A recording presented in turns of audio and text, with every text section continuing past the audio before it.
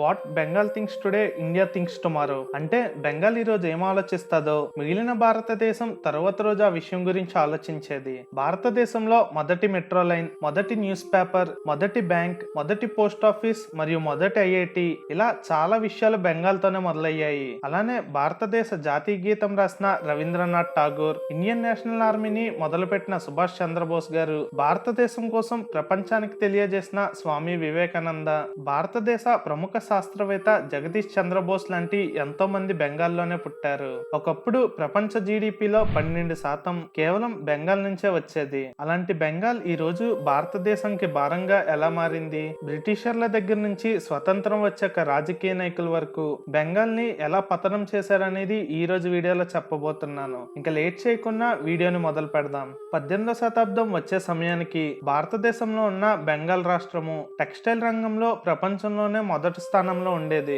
ఇక్కడ అమ్మే టెక్స్టైల్స్ ని కొనుక్కొని వాళ్ళ దేశంలో అమ్ముకోవడానికి బ్రిటన్, ఫ్రాన్స్, నెదర్లాండ్ నుంచి వ్యాపారస్తులు ఇక్కడికి వచ్చేవాళ్ళు. 1740 నుంచి 1756 వరకు బెంగాల్ ని పరిపాలించిన నవాబ్ అలీవర్దీ ఖాన్ ఎలాంటి గొడవలు లేకన్నా బాగానే పరిపాలించాడు. ఈ 1700 సమయంలో భారతదేశం జీడిపిలో 40% కేవలం బెంగాల్ నుంచే వచ్చేది. అంటే భారతదేశంలో ఉన్న మిగిలిన అన్ని రాష్ట్రాలు కలిపి దేశానికి 60 రూపాయలని కాంట్రిబ్యూట్ చేస్తే బెంగాల్ ఒక్క రాష్ట్రమే 40 రూపాయలని కాంట్రిబ్యూట్ చేసేది. అయితే 1756లో నవాబ్ అలీవర్దీ ఖాన్ చనిపోయిన తర్వాత తన మనవడైన సిరాజ్ బెంగాల్ కి నవాబ్ అయ్యాడు. ఇక్కడి నుంచి బెంగాల్ పతనం అనేది మొదలైంది. అదే సమయంలో భారతదేశంలో బ్రిటిష్ ఈస్ట్ ఇండియా కంపెనీ తన పవర్ ని మెల్లిమెల్లిగా పెంచుకుంటుంది. సిరాజ్ అనుమతి లేకుండా బ్రిటిష్ వాళ్ళు ఒక కోటని కట్టుకున్నారు. ఇది సిరాజ్ కి నచ్చలేదు. తన సైన్యంతో సిరాజ్ బ్రిటిష్ వాళ్ళ మీద దాడి చేశాడు. జూన్ 1756లో బ్రిటిషర్లు భయపడి సౌత్ ఇండియాకి పారిపోయారు.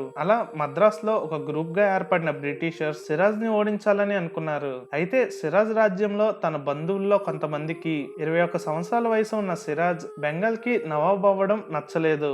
అప్పటి సిరాజ్ సైన్యానికి కమాండర్ గా ఉన్న మిర్ జాఫర్ అనే వ్యక్తి ఎవ్వరికీ తెలియకన్నా బ్రిటిష్ అధికారైన రాబర్ట్ క్లీవ్ అనే వ్యక్తితో చేతులు కలిపాడు. ఒకవేళ సిరాజ్ ని ఓడించడానికి తనకి సహాయం చేస్తే యుద్ధం ముగిసాక మిర్ జాఫర్ ని బెంగాల్ కి నవాబ్ చేయాలని అడిగాడు. అది జూన్ 23, 1757. ప్లాసీ అనే ఒక గ్రామంలో సిరాజ్ వైపు ఉన్న 50,000 మంది కేవలం 3,000 మంది ఉన్న బ్రిటిషర్లతో యుద్ధానికి సిద్ధమయ్యారు. అయితే సిరాజ్ ఆర్మీలో చాలా మంది బ్రిటిషర్లకి అమ్ముడుపోవడంతో భారతదేశంలోనే ధనికమైన భాగం బ్రిటిషర్ల ఆధీనంలోకి వెళ్లిపోయింది. దీనిని బ్యాటిల్ ఆఫ్ ప్లాసీ అని అంటారు. ఒక్క రాత్రిలోనే రాబర్ట్ క్లీవ్ ఇంగ్లాండ్ లో ఒక ధనికుడిగా మారిపోయాడంటే బెంగాల్లో ఎంత డబ్బు ఉండేదో మీరే ఊహించుకోండి. ముందుగా మాటిచ్చినందుకు మిర్ జాఫర్ ని బెంగాల్ కి నవాబ్ గా చేశారు. కొన్ని రోజుల తర్వాత బ్రిటిషర్స్ బెంగాల్లో ప్రతి విషయంలో ఇన్వాల్వ్ అవుతున్నారని మిర్ జాఫర్ వాళ్ళకి వ్యతిరేకంగా వెళ్దామని అనుకున్నాడు. ఇది గమనించిన బ్రిటిషర్స్ మిర్ జాఫర్ ని తొలగించి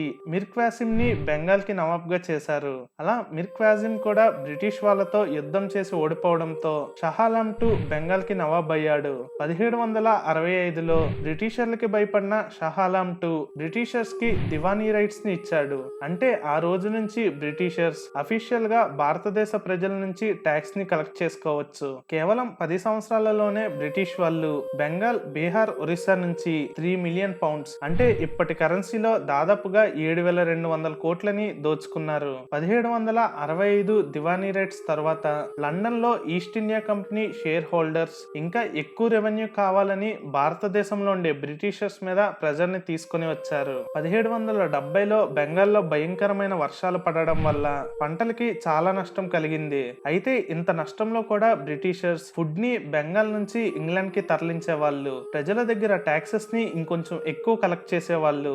దీనితో ఒకప్పుడు భారతదేశంలోనే ధనికమైన రాష్ట్రంలో తినడానికి తిండి లేక 70 లక్షల మంది వరకు మరణించారు. అంటే బెంగాల్లో ఉండే ప్రతి ముగ్గురులో ఒకరు చనిపోయారు. దీనితో బెంగాల్ ఒక గోల్డెన్ ఏజ్ ముగిసింది. 1750లో భారతదేశంలో 40% జీడిపికి కాంట్రిబ్యూట్ చేసిన బెంగాల్ 1785 వచ్చేసరికి 15% కన్నా తక్కువకి పడిపోయింది. బెంగాల్ అనేది టెక్స్టైల్ బిజినెస్ కి హబ్ గా ఉండేది. అప్పుడు బ్రిటిషర్స్ ఇక్కడ నుంచి రా మెటీరియల్స్ ని తీసుకొని ఇంగ్లాండ్ లో టెక్స్టైల్స్ ని డిజైన్ చేసి వాటిని తిరిగి తీసుకొని వచ్చి ఇండియన్ మార్కెట్ లో ఎక్కువ డబ్బులకు అమ్ముకునే వాళ్ళు. 1830 వచ్చేసరికి భారతదేశంలో ఎక్స్పెన్సివ్ కాటన్ ఫ్యాబ్రిక్ ముస్లిన్ ని తయారు చేయడం ఆపేశారు. 1858 నుంచి భారతదేశ ప్రజలు యూనిటీని చూసి భయపడిన బ్రిటిషర్స్ మతాన్ని అడ్డు పెట్టుకుని డివైడ్ అండ్ రూల్ పాలసీని మొదలు పెట్టారు. అలా 1906 నుంచి 1942 మధ్యలో బెంగాల్ ని విభజించి ముస్లింస్ కి ఒక భాగం ఇవ్వాలని గొడవలు మొదలయ్యాయి. అలానే బెంగాల్లో ఒక వ్యక్తి వల్ల భయంకరమైన కరువు కూడా వచ్చింది. దాని వల్ల 30 లక్షల మంది బెంగాల్ ప్రజలు మరణించారు.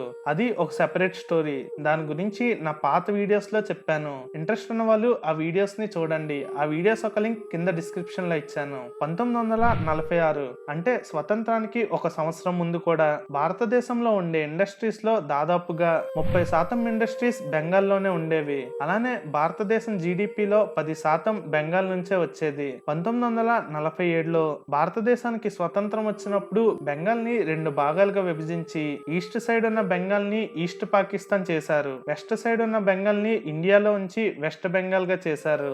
ఇక్కడి నుంచి మన రాజకీయ నాయకులు తీసుకున్న తప్పుడు నిర్ణయాల వల్ల బెంగాల్ ఎలా పతనం అయ్యిందనేది చెప్పబోతున్నాను. బెంగాల్ ఎక్కువగా జూట్ ప్రొడక్షన్ మీద ఆధారపడి ఉండేది. అందులో రా మెటీరియల్స్ ఈస్ట్ బెంగాల్ నుంచి వస్తే వెస్ట్ బెంగాల్ లో దానికి రిలేటెడ్ అయిన ఇండస్ట్రీస్ ఉండేవి. కానీ ఇప్పుడు ఈస్ట్ బెంగాల్ ఈస్ట్ పాకిస్తాన్ అవడంతో రా మెటీరియల్స్ రావడం తగ్గిపోయాయి. రా మెటీరియల్స్ లేకపోవడం వల్ల ఫ్యాక్టరీస్ కి చాలా నష్టం కలిగింది. అలానే స్వతంత్రం వచ్చాక బెంగాల్లో ఇండియన్ నేషనల్ కాంగ్రెస్ అధికారంలోకి వచ్చింది. అయితే కాంగ్రెస్ పార్టీలో కొంతమంది కలిసి ఒక గ్రూప్ గా ఏర్పడ్డారు. దీనికి ఘోష్ అనే కాంగ్రెస్ రాజకీయ నాయకుడు లీడర్ గా ఉండేవాడు. వీళ్ళు స్కిల్ ఉన్న వాళ్ళకి ఉద్యోగాలు ఇవ్వకన్నా వాళ్ళ పార్టీకి ఎవరు సపోర్ట్ చేస్తే వాళ్ళకి ఉద్యోగాలు ఇవ్వడం మొదలు పెట్టారు. 1948లో చంద్రరాయ్ అనే వ్యక్తి బెంగాల్ కి చీఫ్ మినిస్టర్ అయ్యారు. తను బెంగాల్ ని డెవలప్ చేద్దామని అనుకున్న మిగిలిన రాజకీయ నాయకుల కారణంగా ఇండస్ట్రియల్ ప్రాజెక్ట్స్ డిలే అవ్వడం, ఫండ్స్ ని వాళ్ళ సొంత ప్రయోజనాల కోసం వాడుకోవడం,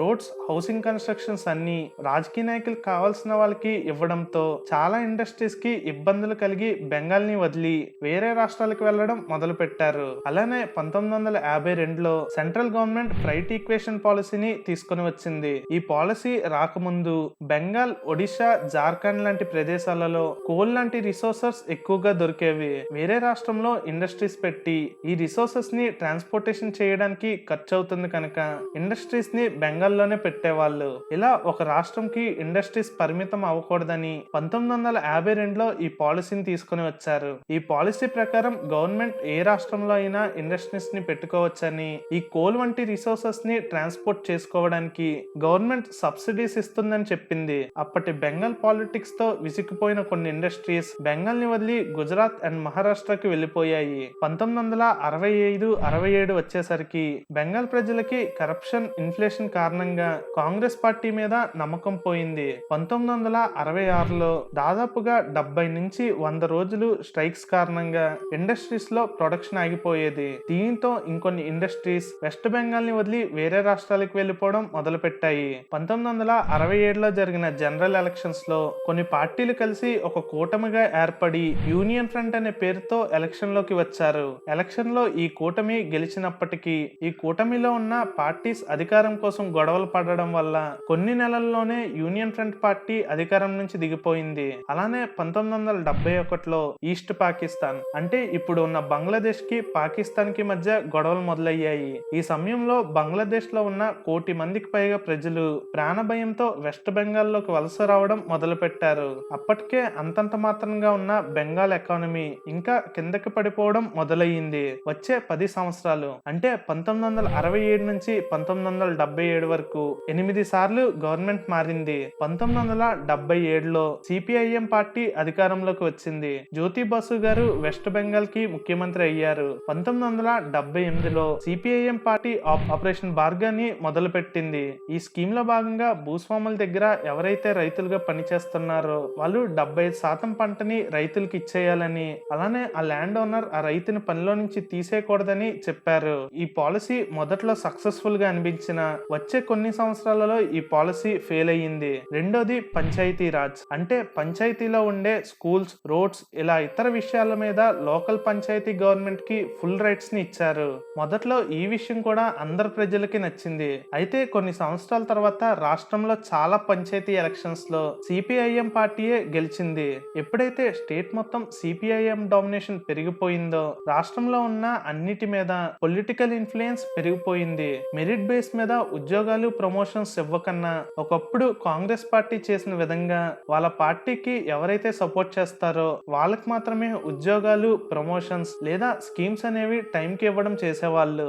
ఏదైనా ఇండస్ట్రీస్ వీళ్ళకి సపోర్ట్ ఇవ్వకపోతే ఆ ఇండస్ట్రీస్ లో పనిచేసే వాళ్ళతో స్ట్రైక్స్ చేయించి ఆ ఇండస్ట్రీకి నష్టాలు తెప్పించడం మొదలు పెట్టారు. దీంతో దాదాపుగా 40% పెద్ద పెద్ద ఇండస్ట్రీస్ అయిన టాటా మోటార్స్ లాంటి కంపెనీస్ అయితే బెంగాల్ ని వదిలి వెళ్ళిపోయేవి లేదా వాళ్ళ ఇండస్ట్రీస్ ని మూసేసేవాళ్ళు.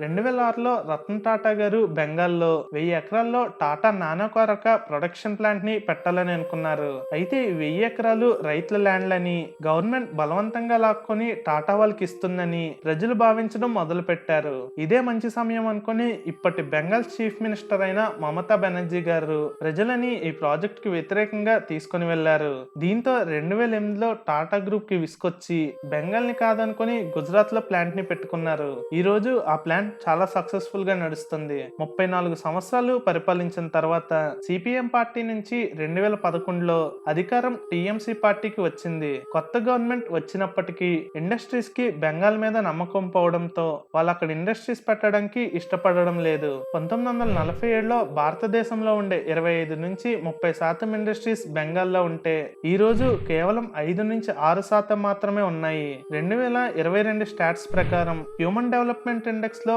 భారతదేశంలో 27వ స్థానంలో బెంగాల్ ఉంది. ఈ రోజు వెస్ట్ బెంగాల్ సిచ్యువేషన్ గురించి స్పెషల్ గా చెప్పనవసరం లేదు. దీని మీద మీ అభిప్రాయం ఏంటనేది కింద కామెంట్ సెక్షన్ లో కామెంట్ చేయండి. That's all for today guys. Video కానీ నచ్చితే లైక్ చేసి షేర్ చేయండి. ఛానల్ ఒక కంటెంట్ నచ్చితేనే ఛానల్ ని సబ్స్క్రైబ్ చేసుకోండి.